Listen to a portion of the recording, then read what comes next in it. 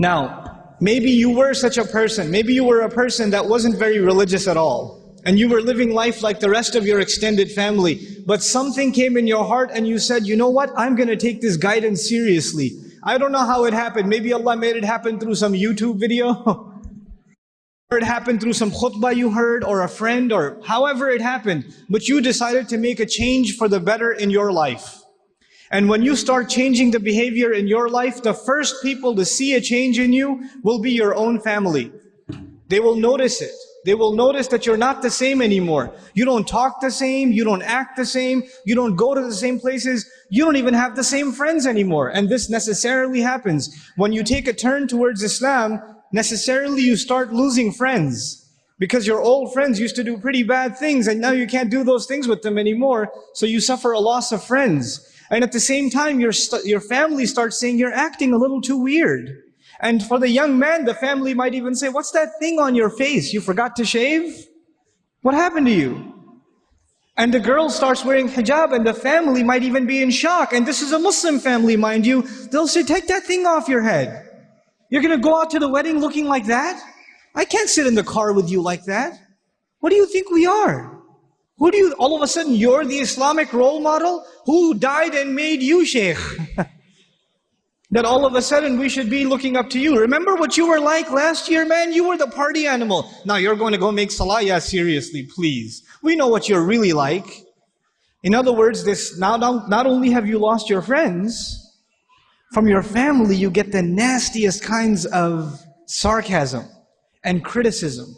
All the time, all the time. Every chance they get, they say something to you. They say something about your beard. They say something about your habits of making salah. They say something about you going to the ICNA convention. They say something about putting your children in Islamic school. They say something about sending your children to Sunday school. Or you getting up for Fajr or Isha and going to the masjid. They'll have some comments for you. And those comments hurt. They burn pretty good.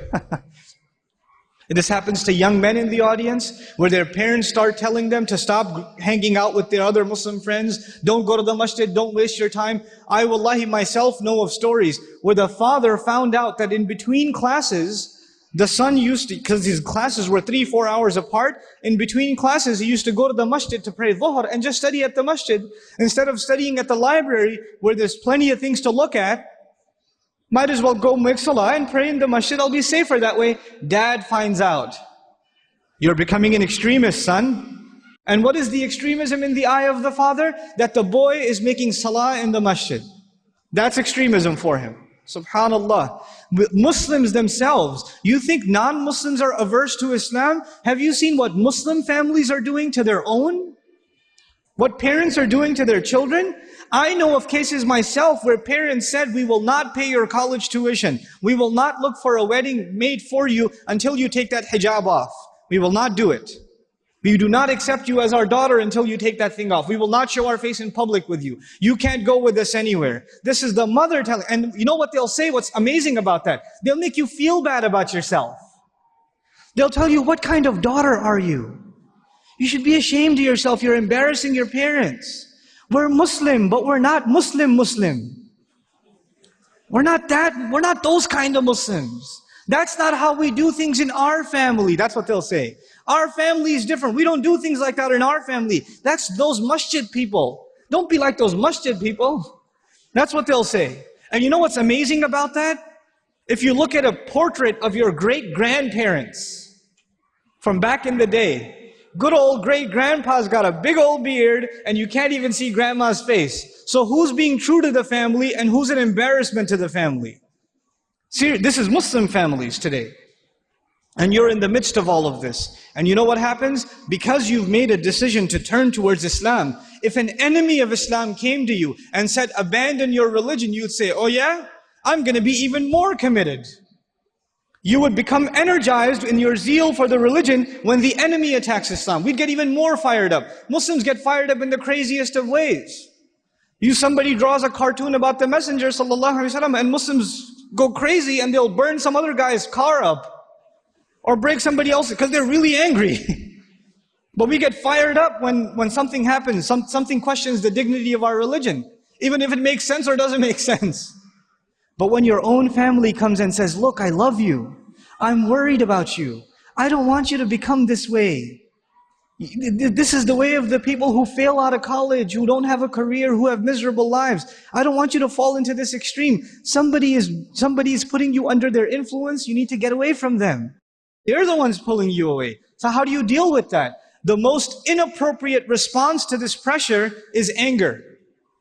And you know what? That is the most common response too.